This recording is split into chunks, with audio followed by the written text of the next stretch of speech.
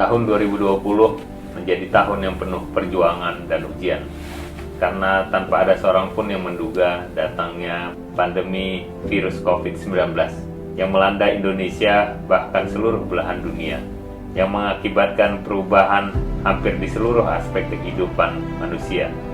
Mulai dari sektor ekonomi, pertumbuhan ekonomi semakin melambat, sektor keuangan yang tergerus, dunia usaha yang terpuruk membuat PHK terjadi di mana-mana, angka pengangguran melonjak. Begitu juga usaha kecil menengah yang mau tak mau harus gulung tikar. Di dunia pendidikan, kegiatan belajar mengajar yang harus dihentikan. Bukan tanpa sebab, ini semua harus dilakukan untuk menekan penyebaran virus COVID-19. Namun dampaknya kegiatan belajar mengajar tidak maksimal. Kualitas SDM kita khawatirkan bakal turun. Begitu juga dengan sekolah dan guru, banyak guru yang harus beralih profesi untuk memenuhi kebutuhannya akibat proses belajar mengajar tidak dilakukan dengan tatap muka. Di sektor pariwisata, banyak tempat wisata yang terpaksa tutup. Perputaran ekonomi di tempat wisata sangat terganggu. Ini tentunya memberikan dampak tidak hanya bagi pengusaha besar, namun juga pengusaha kecil. Di tahun 2020 ini juga menjadi bencana alam di berbagai daerah di Sumatera Utara, seperti bencana banjir di sejumlah wilayah, seperti Kota Medan, Kota Tebing Tinggi, Kabupaten Serdang Bedagai, Kabupaten Langkat, dan sejumlah daerah lain. Bencana puting beliung di beberapa daerah seperti Deli Serdang dan daerah lainnya, hingga kebakaran baik di inti Kota Medan hingga di Kepulauan Nias. Kondisi ini juga membuat kita harus saling bahu-membahu, berpegangan tangan, dan membunuh ego kita demi mengembalikan masa depan sumut yang bermartabat.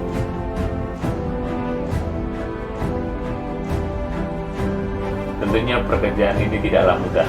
Bersama kita berjuang menekan angka COVID-19.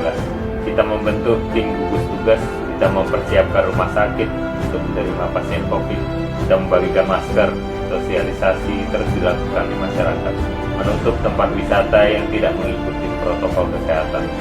Hasilnya, Sumut sempat menjadi angka tertinggi kesembuhan COVID-19 secara nasional. Begitu juga menyalurkan bantuan kepada masyarakat yang terdampak COVID. Kita siapkan jaring pengaman sosial buat warga kita yang membutuhkan akibat dampak COVID-19. Selain itu, kita juga memberikan bantuan kepada masyarakat yang terdampak bencana alam banjir, puting beliung, dan kebakaran. Kerjasama dengan stakeholder lainnya, pemerintah supaya hadir di tengah masyarakat yang membutuhkan. Walaupun bantuan yang diberikan tidak seberapa, namun itulah bentuk kepedulian pemerintah terhadap masyarakat. Kita juga lakukan koordinasi dengan pemerintah pusat dan kabupaten kota. Langkah-langkah kita lakukan agar hal itu tidak terulang kembali.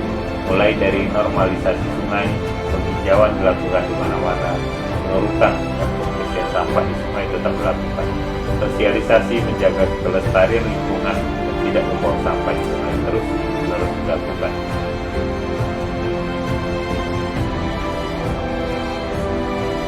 Di tahun ini kita semua bisa menyaksikan banyak capaian dan penghargaan yang kita terima bersama Bapak Gubernur Sumatera Utara, Bapak Edi Rahmayadi, baik tingkat daerah, nasional, hingga internasional.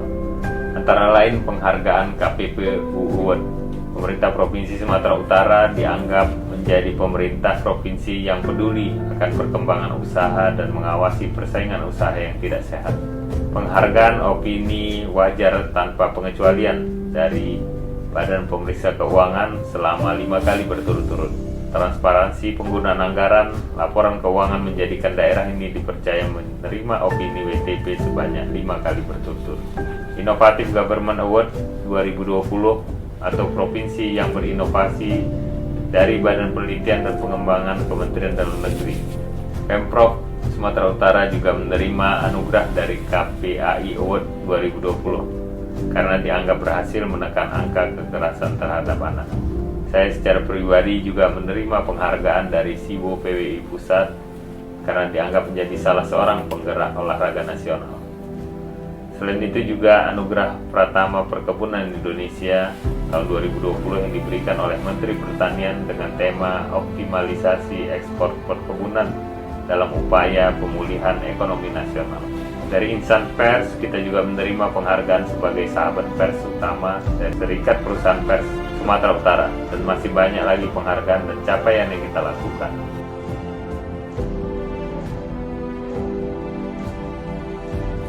Tentunya sebagai manusia, kita tidak boleh berpuas diri, khususnya untuk kepentingan masyarakat dan membangun Sumatera Utara yang bermartabat. Masih banyak pekerjaan rumah yang masih belum bisa kita selesaikan, baik karena faktor internal maupun eksternal. Pembangunan harus terus dilanjutkan, perbaikan harus terus dilakukan. Ini semua tentunya menjadi PR kita bersama. Bahu-membahu membangun Sumut yang lebih baik lagi dan Sumut yang kokoh dan bermartabat.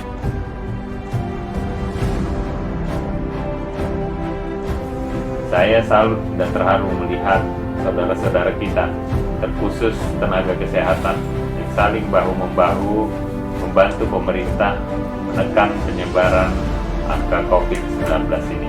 Salah satunya dilakukan Palang Merah Indonesia yang hadir di garda terdepan membantu penanganan COVID.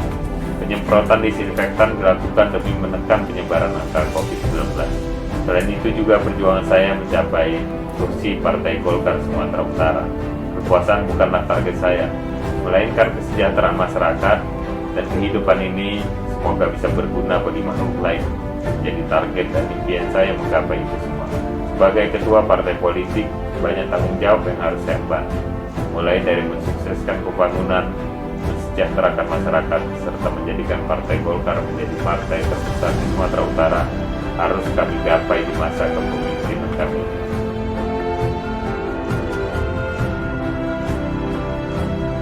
Saya yakin dengan niat yang tulus dan ikhlas akan ada secerah harapan semangat di tahun 2021.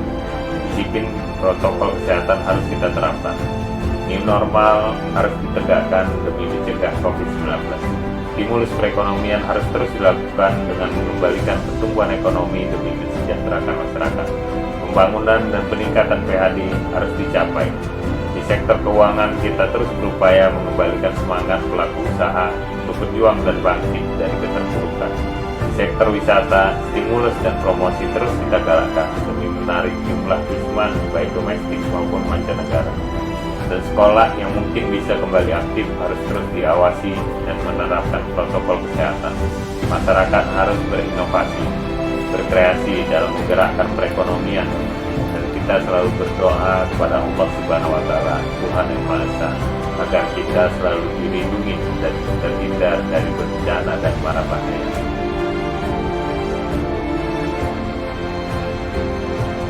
Di tahun 2021, kita yakin langkah rezeki pertemuan maut adalah kasih Allah Subhanahu wa Ta'ala.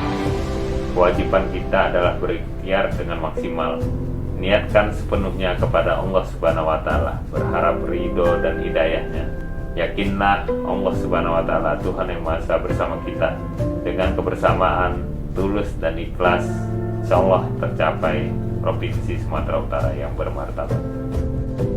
Saudara-saudaraku seluruh masyarakat Sumatera Utara, yakinlah bahwa di tahun 2021 akan menjadi tahun yang lebih baik dibandingkan tahun sebelumnya.